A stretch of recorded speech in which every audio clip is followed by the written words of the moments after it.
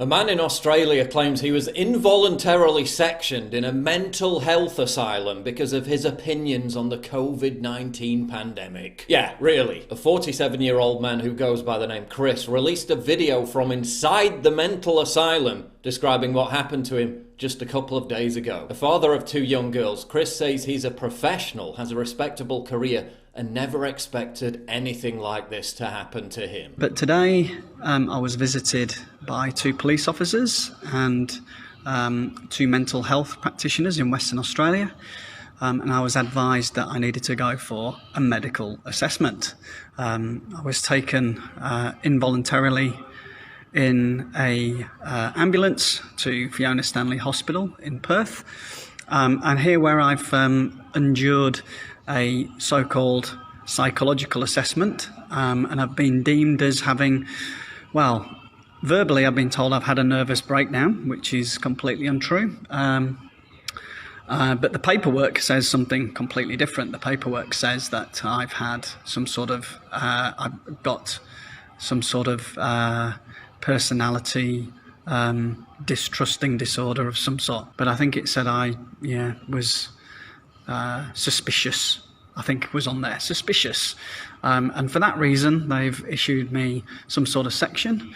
And I've been brought to what I can only call a prison and held against my will. But get this, the reason Chris was sectioned was because his own wife grassed him up. Well, apparently my wife has reported me. What a fucking bitch. And the reason my wife has reported me and been concerned is that I have a different opinion to her about the current situation with the suspected COVID-19 situation and everything that goes along with that. Imagine being such an insipid, backstabbing normie that you get the father of your own children sectioned in a mental asylum for having a different opinion to you on COVID. Conveniently, my wife is a pharmacist, a clinical pharmacist at one of the hospitals, but doesn't actually know the chief pharmacist at this hospital.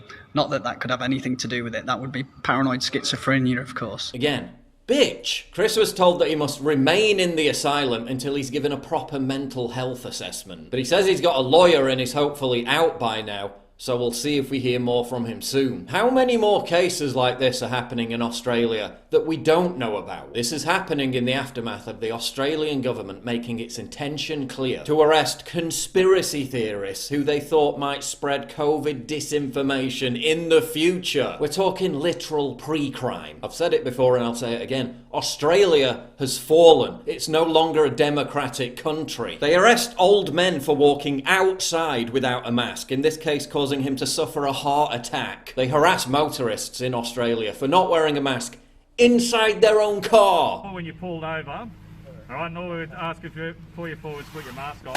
I said I don't need to. Medical exemption, but then you didn't speak to us any further and you drove off, mate. So I wasn't detained, was I? Your exemption, please. Was I detained? Huh? I wasn't detaining you. No, I was asking. Well, I drove off because I wasn't detained. I was asking you for your medical exemption. So now you're detaining me. So now you need to show me your medical exemption, okay? The military are out on the street enforcing medical martial law. Troops have begun patrolling the streets of Australia's largest city, Sydney, to help enforce a prolonged lockdown. 300 soldiers have been deployed to assist New South Wales police.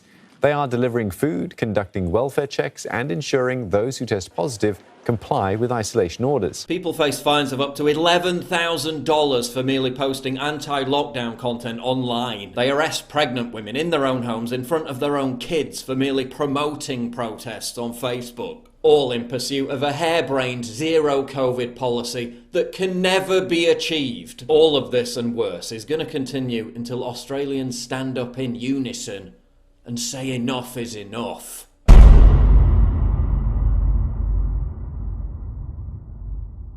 To get exclusive content, early access, behind the scenes stuff, and to personally interact with me, please sign up for my community at pauljosephwatson.locals.com.